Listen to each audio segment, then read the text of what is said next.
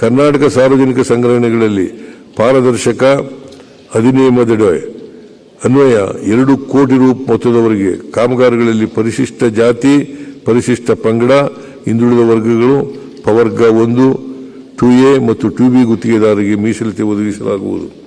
ಕರ್ನಾಟಕ ಸಾರ್ವಜನಿಕ ಸಂಗ್ರಹಣೆಯಲ್ಲಿ ಪಾರದರ್ಶಕತೆ ಅಧಿನಿಯಮದನ್ವಯ ಸರ್ಕಾರದ ವಿವಿಧ ಇಲಾಖೆ, ನಿಗಮ ಹಾಗೂ ಸಂಸ್ಥೆಗಳಲ್ಲಿ ಖರೀದಿಸುವ ಸರಕು ಸಾಗಾಣಿಕೆ ಸೇವೆಗಳಲ್ಲಿ ಪರಿಶಿಷ್ಟ ಜಾತಿ, ಪರಿಶಿಷ್ಟ ಪಂಗಡ, ಹಿಂದುಳಿದ ವರ್ಗಗಳ ಪ್ರವರ್ಗ 1, 2A ಮತ್ತು 2B ಸರಬರಾಜುದಾರರಿಗೆ 1 ಕೋಟಿ ರುವರೆಗೆ ಮೀಸಲಾತಿಯನ್ನು ನೀಡಲಾಗುವುದು.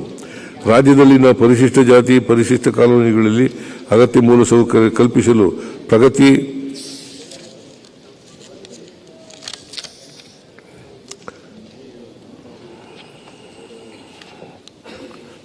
ಪ್ರಗತಿ ಕಾಲೋನಿ ಯೋಜನೆಯಡಿ 2024-25 ಸಾಲಿನಲ್ಲಿ 559 ಕೋಟಿ ರು ವೆಚ್ಚದ ಅಭಿವೃದ್ಧಿ ಕಾಮಗಾರಿಗಳನ್ನು ಕೈಗೊಳ್ಳಲು ಮಂಜೂರಾತಿ ನೀಡಲಾಗಿದೆ. ಕರ್ನಾಟಕ ಸಾರ್ವಜನಿಕ ಸಂಗ್ರಹಣೆಗಳಲ್ಲಿ ಪಾರದರ್ಶಕ ಅಧಿನಿಯಮದಡಿ ಅನ್ವಯ 2 ಕೋಟಿ ರು ಮೊತ್ತದವರೆಗೆ ಕಾಮಗಾರಿಗಳಲ್ಲಿ ಪರಿಶಿಷ್ಟ ಜಾತಿ, ಪರಿಶಿಷ್ಟ ಪಂಗಡ, ಹಿಂದುಳಿದ ವರ್ಗಗಳು, ಪ್ರವರ್ಗ 1, 2A ಮತ್ತು 2B ಗುತ್ತಿಗೆದಾರರಿಗೆ ಮೀಸಲಾತಿ ಒದಗಿಸಲಾಗುವುದು.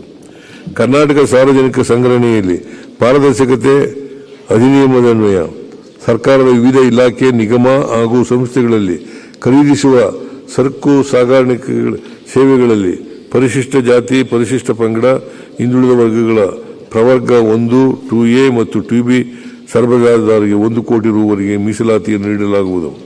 ರಾಜ್ಯದಲ್ಲಿನ ಪರಿಶಿಷ್ಟ ಜಾತಿ, ಪರಿಶಿಷ್ಟ ಕಾಲೋನಿಗಳಲ್ಲಿ ಅಗತ್ಯ ಮೂಲಸೌಕರ್ಯ ಕಲ್ಪಿಸಲು